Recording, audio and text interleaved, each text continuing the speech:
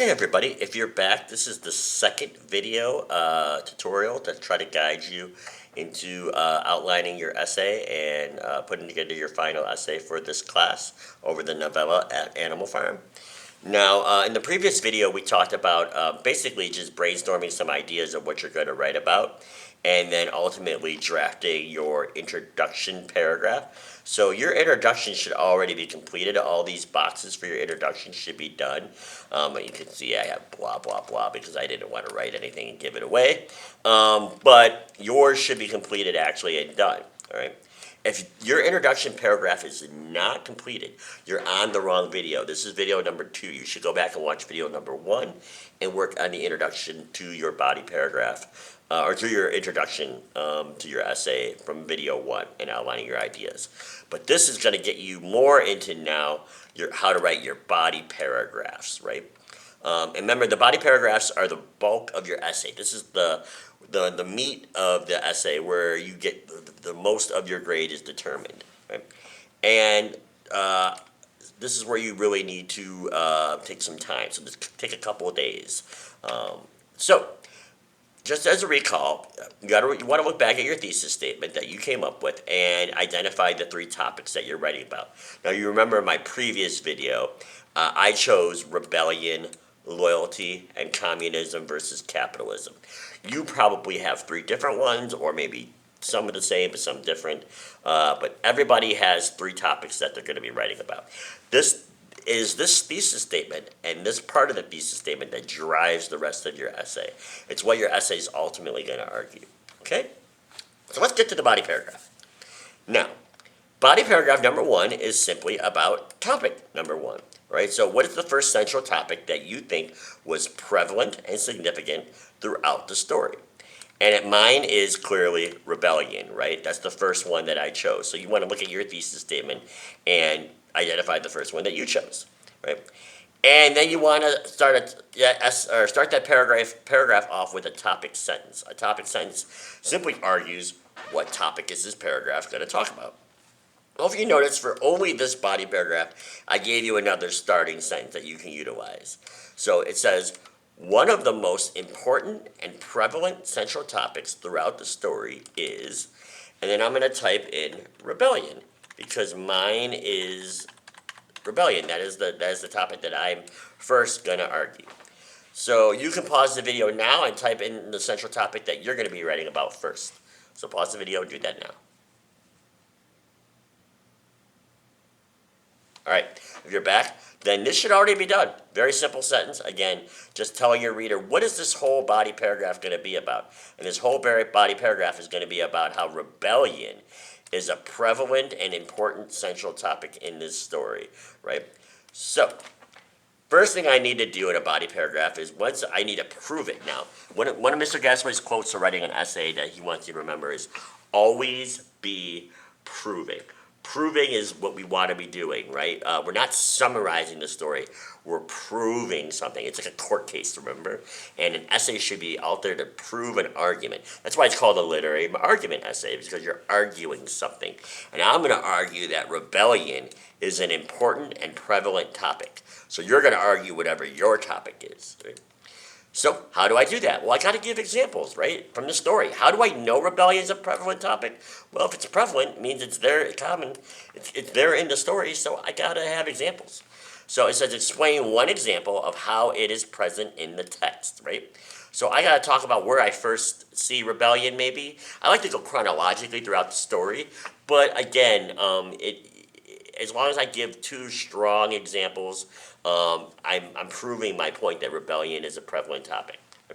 So what is one example of how it's present in the text? Well, I'm going to start off by saying, as the story begins, Old Major, now remember, I want to pretend like my reader has never read this story before, so who is Old Major? A wise and respected boar, or pig, I'm just using the traditional, or the actual term boar, a wise and respected boar, the type of pig that he is, a wise and respected boar on Manor Farm, because that's the title of it at the beginning of the story, calls a meeting where he strives to inspire the other animals into, here's my key word, rebelling against their human owners. All right? So see, I just give an example of how I see rebellion in the story. So the story begins, Old Major, a wise and respected boar on Manor Farm, calls a meeting where he strives to inspire the other animals into rebelling against their human owners. Right? Okay. So, you want to stop the video right now and give me an example. Again, notice how this was only one detailed sentence. No more than 2 sentences is all you should do, where your topic is kind of first introduced or where we first see your topic in the story. So pause the video and do that now.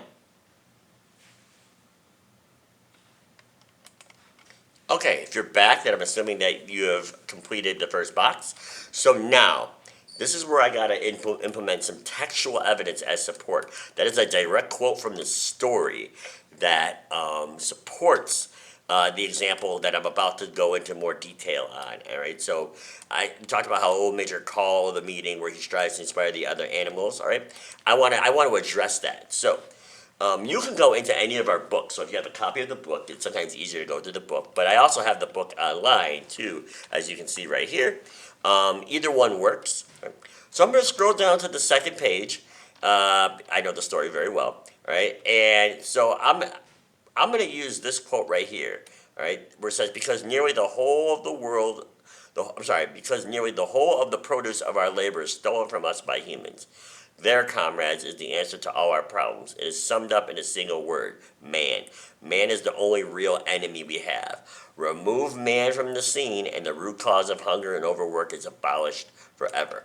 Right? That is a quote that I think really kind of connects to my idea of how we're trying to inspire them to rebel. So I'm just going to copy that with a Control C.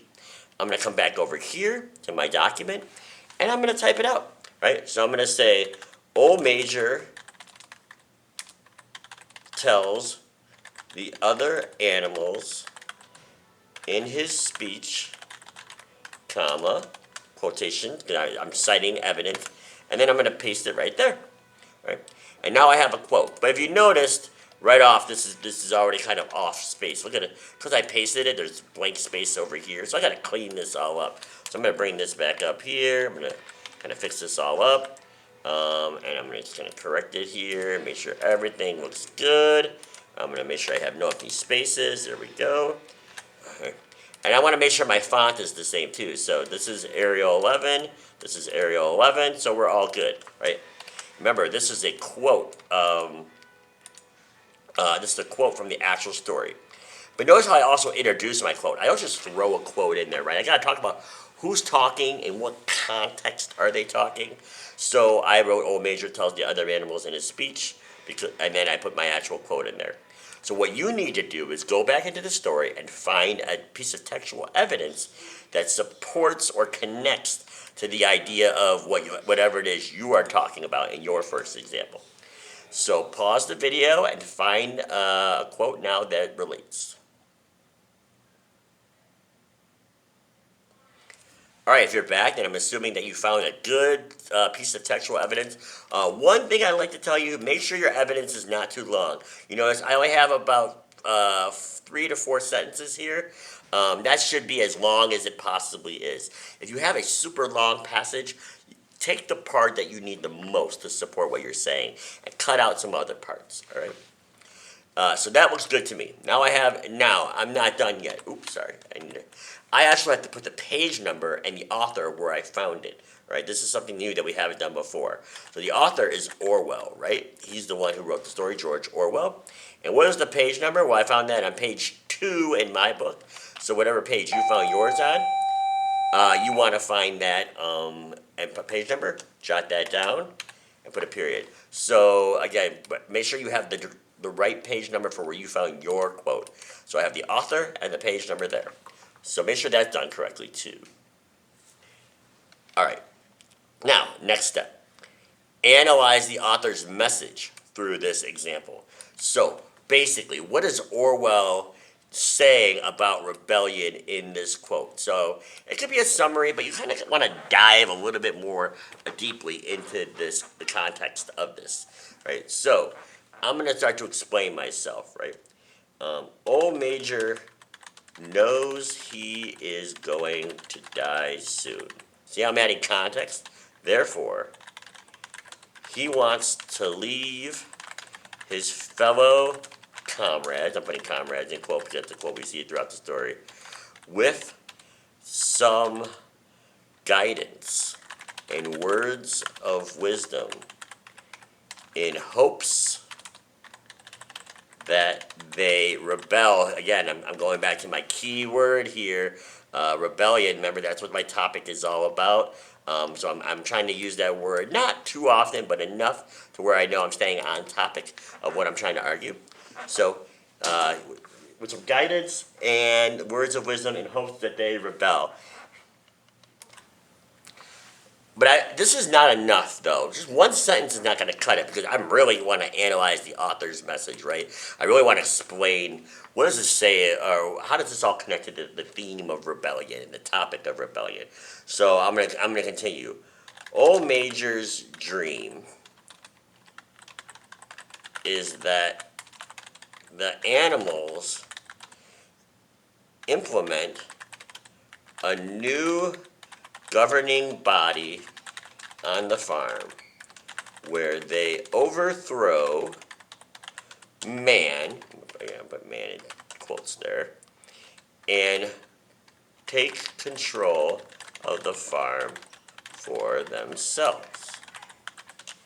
He wishes, and this is where I'm going to dive into a little bit more, he wishes for the animals to one day live out his dream of animals dominating their own destiny and controlling their own lives, to break away from the slavery of man. Right. Again, I'm just kind of elaborating a little bit on how this idea of rebellion, right? So go ahead and pause the video and write a few sentences that really explain the topic from this example that you provided. All right. If you're back, then you need to now give me a second example of how I see rebellion on in this story. Now, again, I'm writing about rebellion. You're writing about the topic that you are choosing to write about, right? And the second example should not be from Old Major's speech, right? I already talked about Old Major's speech. I have to talk about something else, where another moment where I see rebellion in this story in any way, shape, or form, right? Now, I'm not going to do that again because I don't want to give too much away. I just did one example for you. But you really just repeat that process again. Everything we did, if you need to go back and watch the parts again, everything that we did in these first three boxes, do it once again for a whole new example on the topic that you're writing about. So pause the video and complete all three of these boxes. All right, if you're back, then I'm assuming these boxes are filled, which means you got one last thing to do to close out this first body paragraph. And that last thing to do is address this topic. How does this topic connect to today's society? In what ways is it still prevalent or significant? So you kind of want to tie this whole idea of rebellion and Animal Farm into our world today, making it relevant for your reader, making this story current, even though it was written so long ago, right? Because this is a very old story, written in the 40s. So now you can kind of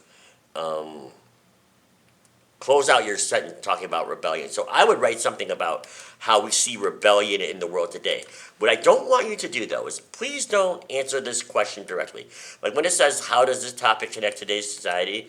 Don't say, this topic connects to today's society by, that's boring, all right? Don't repeat these questions.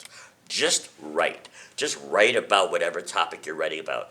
So I would say something like, rebellion today is, and then I can elaborate on, or I could say something like, the idea of rebellion is still something that happens, and then I can go on and continue to write. Again, I want to write. I don't want to write too much because I don't want to give too much away. I want you to come up with your own ideas. But notice how I'm not directly rephrasing these statements. I'm just writing. All right. So go ahead and try to write a closing few sentences or few sentences on how this topic connects to today's society and what ways it's still prevalent today. All right, if you're back, then your first body paragraph should be completely outlined. All of these boxes should be filled. They're not on my paper, but they should be filled on your outline, which means you're ready to go to your third paragraph, which is actually your second body paragraph. And that's topic number 2, right? And so you go back up to your thesis statement, and you look and you ask, all right, where's my second topic? I already wrote a paragraph about rebellion. Now I got to write one about loyalty. So I completely wash, rinse, and repeat the whole process I did for my first body paragraph. But now I switch my topics from rebellion to loyalty. So I would write about loyalty for this body paragraph. And then, of course, for the third body paragraph, which is your fourth paragraph to your essay, I would write about my third topic that I chose, and my third is communism versus capitalism. So in this body paragraph down here, I would write about how we see communism and capitalism throughout the story. And that is how you write your body paragraphs. So your goal now, take a couple days, because it should probably take you a couple days, to outline your body paragraphs. And once those are all done, you'll be ready to write your conclusion and put it all together, which will be in the third and final video, which I'll share with you at a later time. All right, good luck in outlining your body paragraphs, and once you're done, you are so close to finishing this essay and this class.